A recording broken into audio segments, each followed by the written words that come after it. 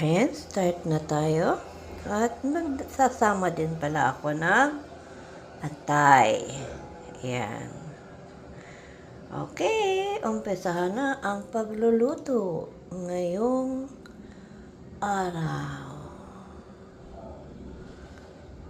Bisita ko sa aking kusina ang aking si Kali.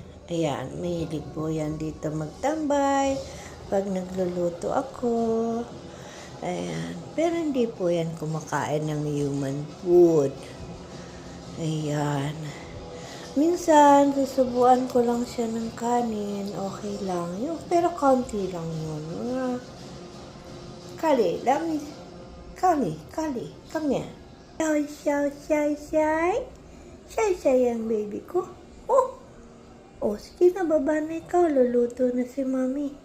Baka maluto kita. Okay? Let's start na tayo magluto.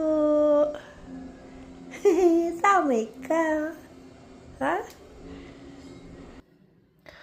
Ayan, ready na po ang ating mga ingredients. Ayan. Uunahin natin ang ating potato. Ayan. Ipa-brown muna natin yan and then set aside. And then yung ating tomato, kita nyo, ang tomato ko po kasi galing sa freezer. So, tinatago ko yan sa freezer para hindi sila masisira. Ayan. And then, ganun din ang sili natin. Alright? Okay, unahin natin ang ating patatas.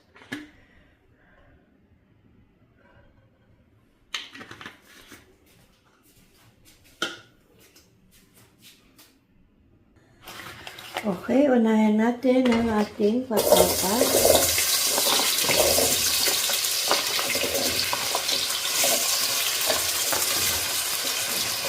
Yan po lagi ang ating inuuna. So, ganito kasi, ang patatas natin pag naluto, hindi siya musky. Ayan. Kaya, mas maganda i-brown muna ang inyong patatas. Kung gusto nyo masarap ang pagkain nyo.